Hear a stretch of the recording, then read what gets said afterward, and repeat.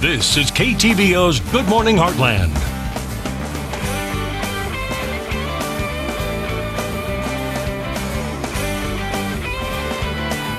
Welcome back. Looking for a new hobby to jump into this summer? Well, Missouri Department of Conservation may have the thing for you. Kevin Powell is here this morning to tell us more. How are you doing? Good morning, Ellen. I'm doing great.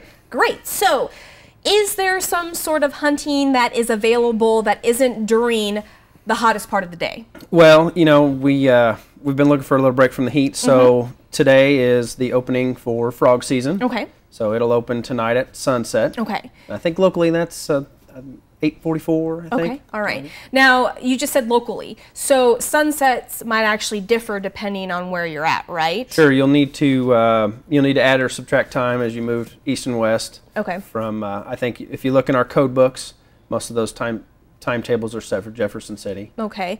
Now let's go ahead and talk about some permits. What permits do you need in order to go hunting or fishing for frogs?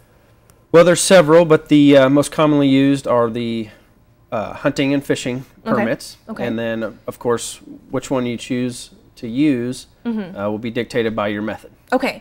Now, I know that you guys have a mobile app available. Now, can we use that in order to carry our permit, or do we actually have to have the physical permit with us when we go? Yes, you can use that to purchase your permits. You can use that to carry them on you. A lot of folks are really enjoying having that in their pocket and not needing to dig out that piece of paper, and we always have our phones on us 99% of the time. Okay, perfect. Now let's go ahead and talk about which frogs are legal to hunt this time of year.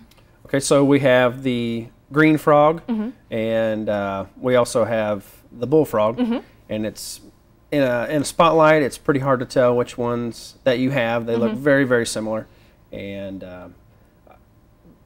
again, they're pretty easy to differentiate from a toad or other leopard frogs. Or okay, like so this picture right here is actually of your son Oliver, correct? Yeah, this is Oliver. This is a bullfrog we used, or we caught. We were out kayak fishing. We used a fly rod. Okay. So that would be a fishing method. Okay. And require a fishing permit. So okay, that's a nice bullfrog there. So before we talk about actual ways and methods to hunt these frogs, let's go ahead and talk about limit. Do we have a limit when it comes to these? There is a daily limit. Okay.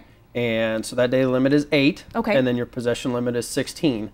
And you can only have the 8 on the water with you or on the banks with you. So once you reach your daily limit of 8, those need to go up to the truck and you need to call it a day. Unless you go past and go into midnight, then that's a separate day. Okay. And therefore a separate daily limit. Okay. And you just need to be mindful of how many you're carrying on you. Now, is this, the Trust Buddy system, or do we actually, like I know when it comes to bucks and does, we actually tag them, and turkeys we tag them. Do we tag frogs as well, or is this the honest system? Well, sometimes there is a guy or gal or kid holding the light. So you may have one person actually trying to catch or get the frog and another person holding the light. Both those people will need permits. Okay. And you will need to be able to keep those separate and identifiable.